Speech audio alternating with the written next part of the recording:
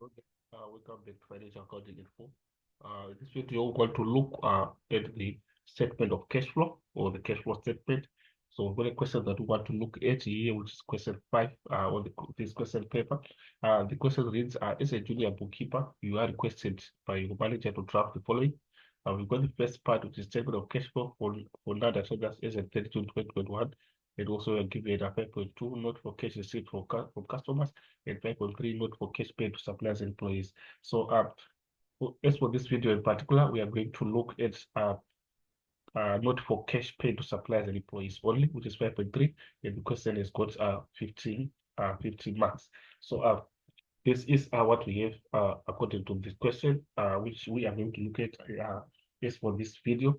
Right, beneath that, we are also given information of the question, whereby you are given a statement of financial position for non-as traders as of 30 June 2021. So you've got a column for 2021 and 2020, which means the current period is at 2021, and then the previous period becomes at 2020.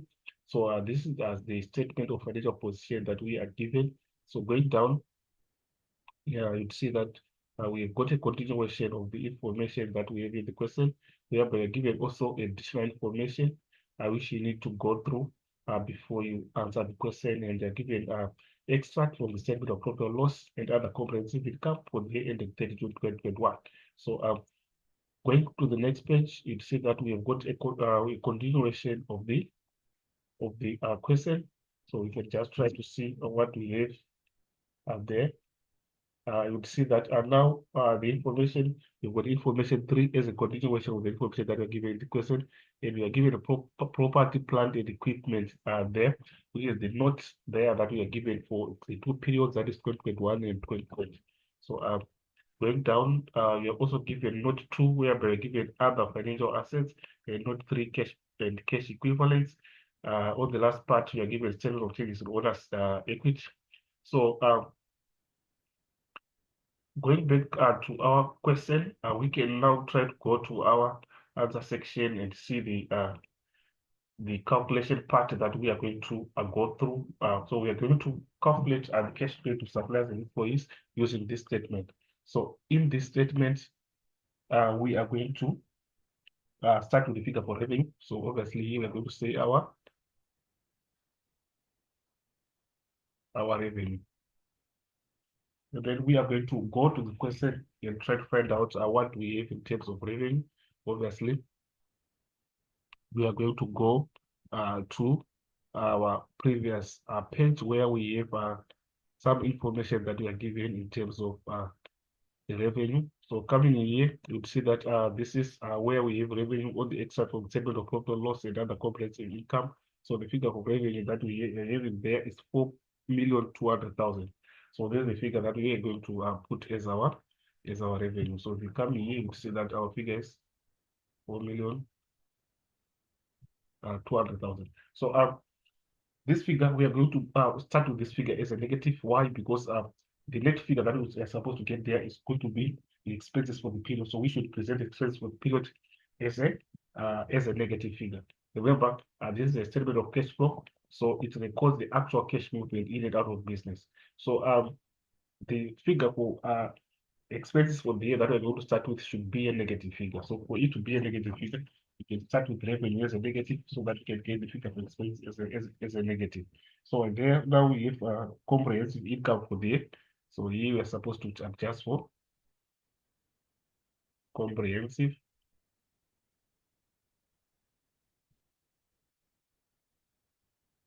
income for the year. So this figure for comprehensive income for the year, you are supposed to show it as a positive, so that the figure for expenses for the year, you can leave it as a negative figure. So comprehensive income for the year, we try to see where we can get the figure for comprehensive income for the year. But if you come here, you'll see that for the current period, which is our 2021 total comprehensive income for the year, we're given it in the statement of change in equity, which is going to be on 383,500, which is here. So this is the figure that we are going to put as our comprehensive income for the year. So we are saying 383,500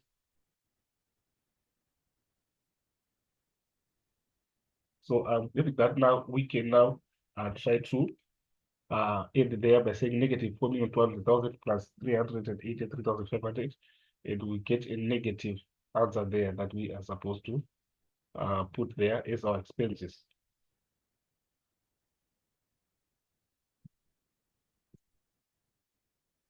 So having this now, we can now add our answer there, which is going to be a negative.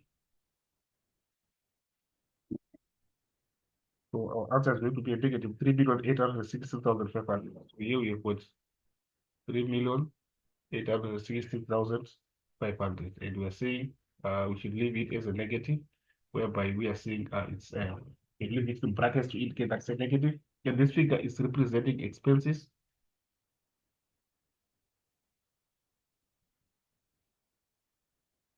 Expenses for the year.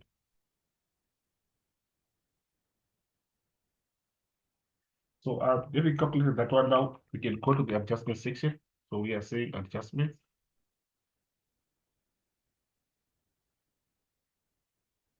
Where we're going to list all the adjustments there. Remember, we are going to look for the adjustments in terms of interest paid and interest received, which we are going to get at the beginning of the question, whereby we are given the statement of comprehensive income. So we can just look for section where we have got our statement of profit or loss and other comprehensive income, which is here. So we are going to start with our interest on bank overdraft, which is 1,200. So the issue here is we are trying to reverse the adjustments for interest that we did in the statement of comprehensive income. Remember, when we charged interest, we subtracted it. To get the figure for our net profit. So we are saying since we subtracted it, we are adding it back to remove it. So why are we removing it? Is because this is just a disclosure procedure whereby we remove it at this point and then we readjust it again under operating activity in the statement of cash flow now. So basically we are saying by adding back, well, we are removing it from the adjustment that we did when we prepared the statement of profit or loss and other comprehensive income. So we are going to show it as an addition, since we showed it as a negative initially when we adjusted in the statement of profit or loss and other comprehensive income. So we have 1,200 for our interest on bank overdraft, which we are supposed to go there and show it now as a positive. So we are saying interest on bank overdraft.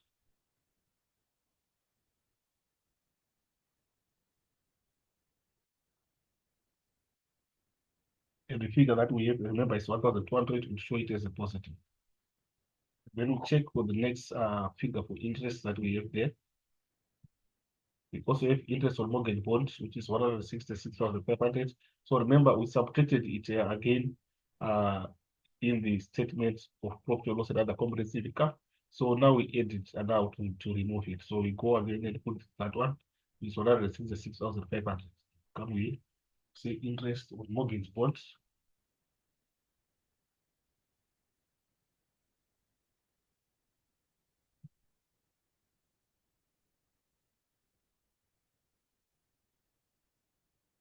Interest on mortgage bonds, and we have 166,500.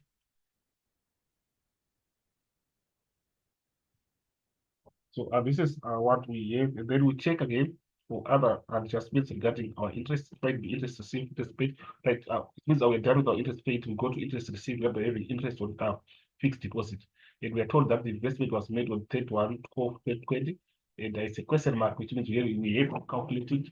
So but what is important for you to identify at the period when the investment was made? It was made on 31 December 2020, and you try to check where our year is ending. So going up, you'd see that our year is ending on 30 June 2021. So it means starting from, we can try to count the number of months that we have that deposit. So 31 December is when it was made. So it was there for January, February, March, April, May, June, which is 1, 2, 3, 4, 5, 6 months. So it was there for 6 months. So We are going to say for fixed deposit, we try to see the adjustments in terms of fixed deposits, which we are given later on in the question. So let's just try to see the information that we have on the fixed deposit. So we've got a note that we have for other financial assets whereby we are given fixed deposit from Allied Bank, 18%, 25,000. So to calculate the interest on fixed deposit, we are now saying we were given it is 18%, so we are saying 0.18 is 18% as a decimal. We multiply by 25,000, which is this one. And then we count the number of months in, so that it's six months, so we're going to say 6 over times 6 over 12. Remember, uh, when you say 18% of 25,000, you're going to get the annual interest on fixed deposit. So then we reduce it to 6 months because this deposit was only there for 6 months. Then we calculate it. There you see that the interest on fixed deposit that we are going to get there is going to be 2,250. So this is just our interest received. So we go there and adjust for that. And remember, this interest received was initially added in the statement of comprehensive income. So to remove it, we subtract it.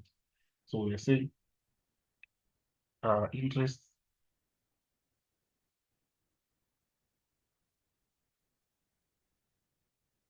received, and then we are saying the calculation that we made there was 0.18, indicating our 18% times our 25,000, and then we multiply it by 6 over 12, which is 6 months. And then what our figure is 2,250. So this is what we have in terms of our interest received. And then other adjustments also, we have to adjust for non-cash items. Remember, we are preparing a statement of cash flow, and in the statement of cash flow, we report only cash movements in and out of the business, which is the actual cash movements. So in terms of non-cash items like depreciation, total loss of disposal, provision for business adjustments, those are non-cash items that do not involve cash movements in and out of business. So we are supposed to remove them because they have no cash movement. So we can now adjust for non-cash items whereby obviously we are going to start by depreciation. So we are going to say our depreciation.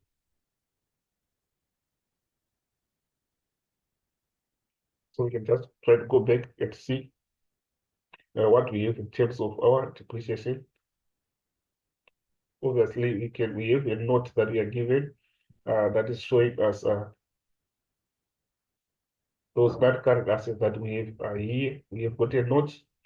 So we are going to see that we are going to see the depreciation for equipment and vehicles, and then uh, we can be able to see the total depreciation that we have. So let's just try to see according to information that we are given.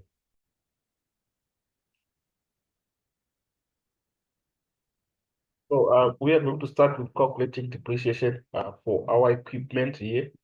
And we know that we're given periods of 2020 and then we've got 2021.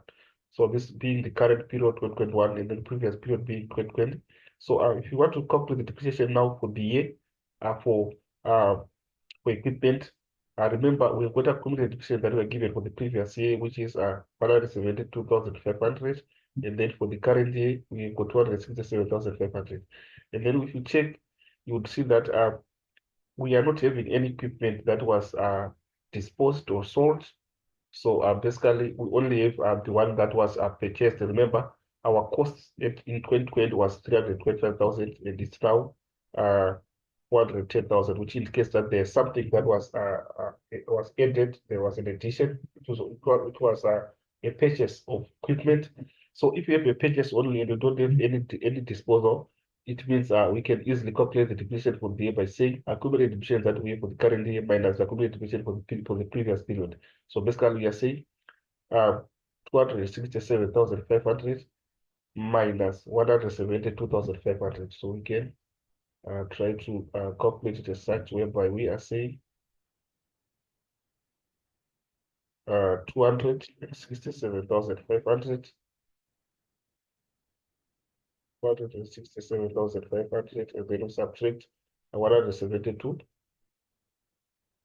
172,500, and see what exactly we get there. By say 267,500 minus 172,500. And then the figure that we are going to get is 95,000, which is going to indicate depreciation for the for equipment. So basically, you're saying for depreciation, we already are for equipment, which is 95. So here we can say, in brackets, we have 95,000. And then we are supposed to also try to calculate depreciation that we have for the vehicles. So for vehicles, we are told that there was a vehicle.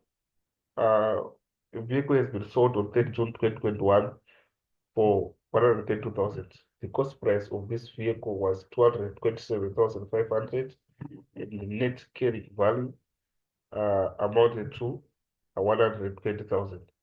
So basically, what we are saying is let's check the date that this vehicle was disposed or sold. It was sold on 130, it was sold on 30 June 2021. And if you check where our year is ending, you'll see that our year is ending at 30 June 2021, which was in the end of the year. That's when it was sold. So it means the depreciation, which is going to apply for that vehicle which was disposed, is going to be depreciation for the whole year. So to calculate depreciation for the year,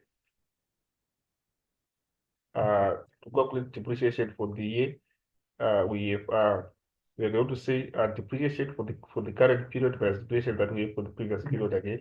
So here we can just maybe try to remove this so that we can put a new calculation for vehicles. Now for vehicles, we are saying depreciation, accurate depreciation for the current period is 498,000. Then we subtract the one that we are given there, 498,000.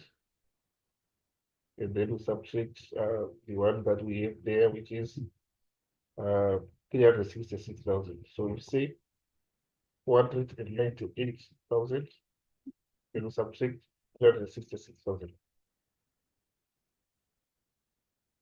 Okay, let's try to calculate that one and see what we get. 498,000, and then we subtract 366. You're going to get 132,000.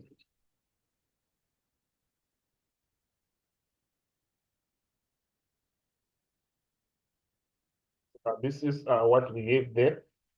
So we also have additional vehicle which was also there. We can just try to see how are we coming up with that additional vehicle that's there. But we have 132,000 that we are supposed to include there as part of our depreciation for the year. So we are saying here we are adding 132,000. So we are saying plus 132,000. Right. So having done that now, we are seeing that we have the issue of depreciation that is also omitted there. There is an additional vehicle that was purchased, which we can try to find out by saying the costs that we had in the beginning for vehicles 731,000, and then we subtract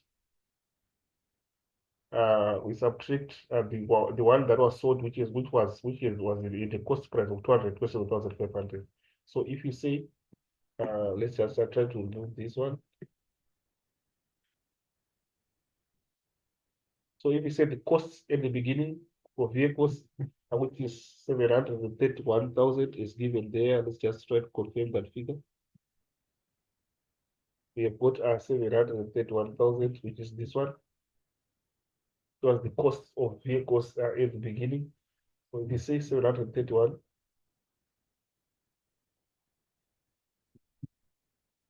minus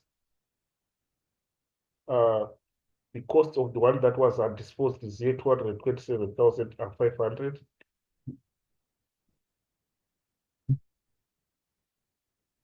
But if you do that, you are going to see that the figure that you are going to get there by calculating there 731,000, we subtract 227,500, you are going to get your 503,500, which is not equal to the costs that we have at the end, which is this one, which means there was an addition. It's smaller than this one, which means there was an addition that is there that we don't know. There was an addition, which is A. So if you add that addition, you're supposed to arrive uh, at 1,052,000. So it means there was an addition that we need to calculate there. So to calculate it now, so here we're saying 52, 1,052,000 is there.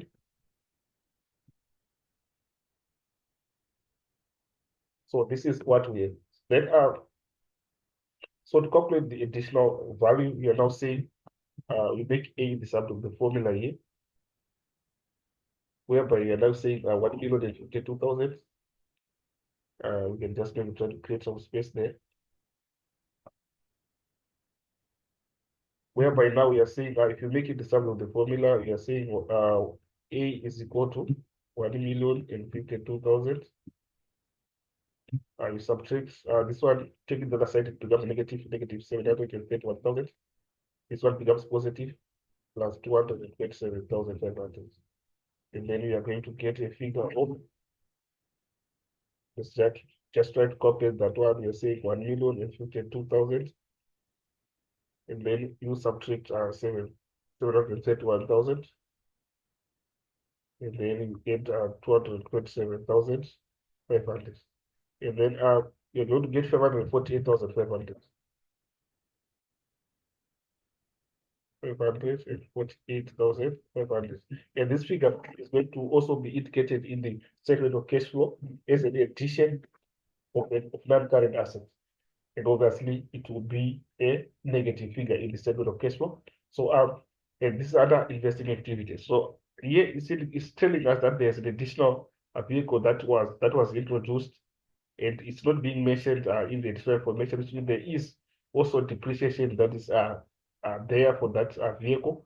So if you go to our additional information, there's an extension that is there in terms of depreciation of that additional vehicle, which is 107,500, which we're going to, which is here, which we are also going to add here,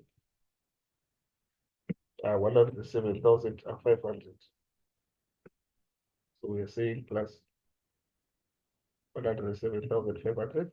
And then if you don't add 95,000 plus 130,000 plus 107,500, you are going to get your total is 334,500. So we are saying here we got 334,500.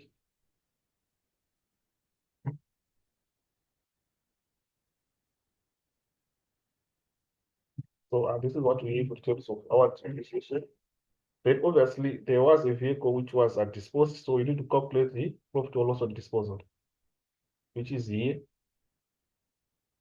They're saying that there's a vehicle which has been sold on 30 June 2021 for 130,000. So remember, when we are preparing our disposal account, obviously we have to come up with a disposal account where we put the cost of the that current asset that is being deposited on the debit side, and then the bank or cash of the amount that we sold for, come on the credit, and then the depreciation, which is accumulated depreciation of that current asset, comes on the credit side. So this is the scenario that we have. So this is exactly how we are going to present our disposal in this case. And we are being told that we go back there, we see that we are being told that the vehicle was sold. The vehicle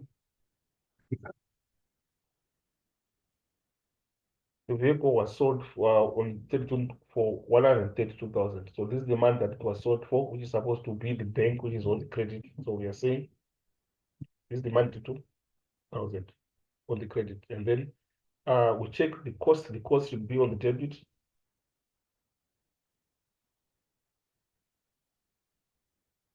And accumulated depreciation. The cost price is 227,500. So it should be here. It's 227,500. And accumulated depreciation. To get the accumulated depreciation now, we are not given here, but we can calculate it. Remember, um, if you say your cost minus accumulated depreciation, you get your carrying value.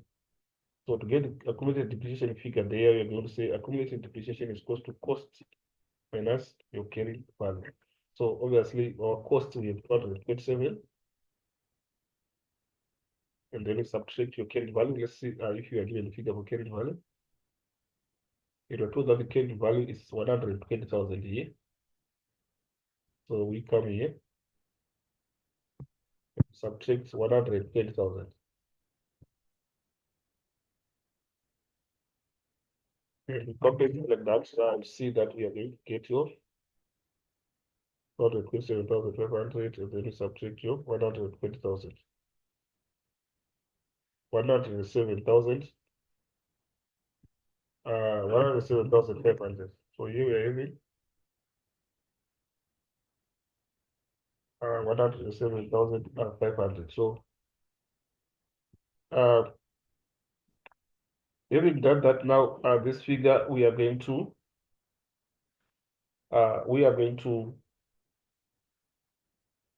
put our accumulated depreciation on the credit side. Remember, we are having accumulated depreciation here 107,500. So we are saying 107,500. So we can now be able to see if we have got a profit or loss on disposal. So remember, if the debit side is the lesser side, it means we're going to debit the disposal account. This is our disposal. We're going to debit the disposal and credit the profit and loss account, which will be a profit on disposal. If we have got a lesser total on the credit side, it means we're going to credit the disposal and debit the profit and loss, which is P and expense. Remember, expenses are debited in the profit and loss, and then income is credited in the profit and loss. So in this case, now if you add the credit side by saying 132,000, and then you add your 107,500, you are going to get your 239,500, which is greater than the one that we are having on the debit side. So it means we are going to have a 239,500. It should appear both sides. Then we say 239,500 minus 227,500. And you'll be able to get your let's just trying to see. You'll be able to get your 12,000. So here we are saying we are having 12,000 as the balancing figure, which is obviously going to be profit on disposal, because we are debiting disposal and crediting a profit and loss, of which when you credit the profit and loss, it is an income, so it's a profit. So we are having profit on disposal that we also need to adjust there. So profit and disposal, remember, at first in the statement of comprehensive income, it was added under the income. So here we're doing the reverse, we are subtracting it. So we go there and show it as a negative. So we come here now, we are saying profit from sale of vehicles.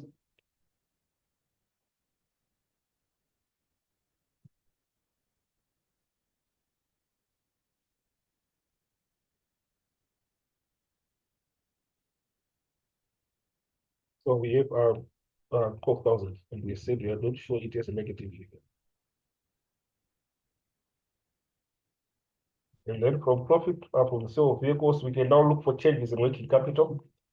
Changes in working capital, we are saying we are looking for inventory, that is a current asset, and also we are looking for trade payables, that is creditors, that is a current liability.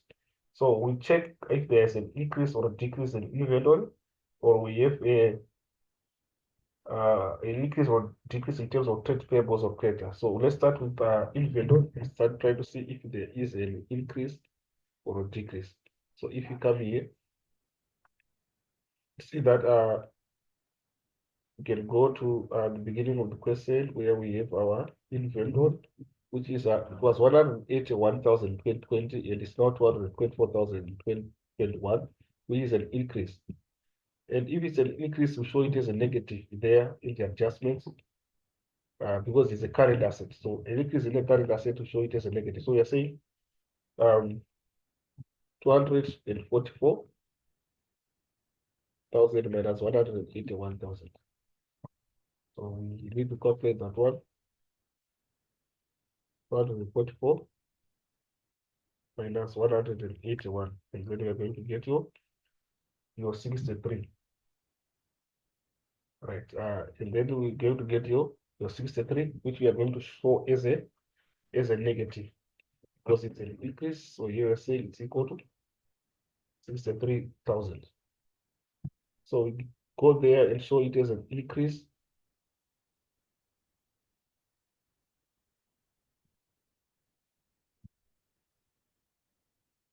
So we are saying we are having increase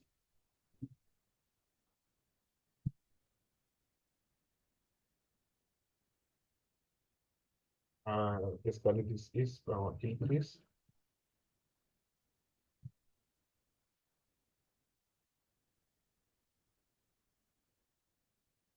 is in value, and we got it as 63,000, which we actually going to show as a negative. Then we look for creditors, and that is our trade payables to see if we have an increase again or a decrease. So let's just try to see. We are seeing trade payables is here. It was 112,000 the previous year, and it increased to 140,000. So it's an increase. So if you say current liability like trade payables, if there's an increase, you show it as a positive. It becomes the opposite. So basically, we are saying 140 minus 104. See what we get there. We are saying 140,000 minus 104. And we are going to get 28,000. So we are having 28,000 as an increase, and we're saying we are going to show it as a positive. So we go there and say increase in trade payables.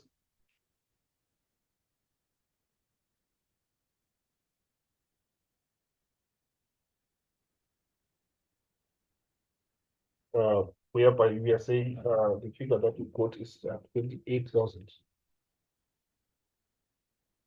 So for these changes in working capital, that changes in inventory and changes in trade payables, you can do an alternative way of entering them there, whereby we are saying for inventory, you can add inventory at the beginning of the year, then subtract inventory at the end of the year. If you don't want to calculate the differences, you can easily add inventory at the beginning of the year and subtract inventory at the end of the year inside the this calculation. And for trade payables, you can add trade payables at the end of the year and subtract trade payables at the beginning of the year. So you still get your figures as positive 28,000 and negative 63,000. So this is what we, so these are the last items that we have. So we can now be able to calculate the final figure, which is going to be the calculation of cash paid to suppliers and employees. So if you come there at the beginning of our statement, going down, so it means you're going to start here. You're going to start here. Whereby we're going to say negative 3,816,500 plus 1,200 plus 166,500 plus 2,250 plus 334,500 minus 12,000 minus 63,000. And then I believe that after minus 63,000, we are also going to add 28,000. And then the final figure that we are supposed to get there becomes 3 million, 3,363,550. So we are saying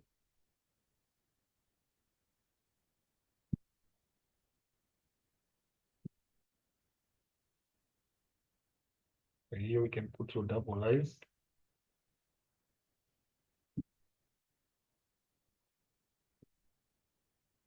So obviously the final figure that we're going to get is going to be a negative.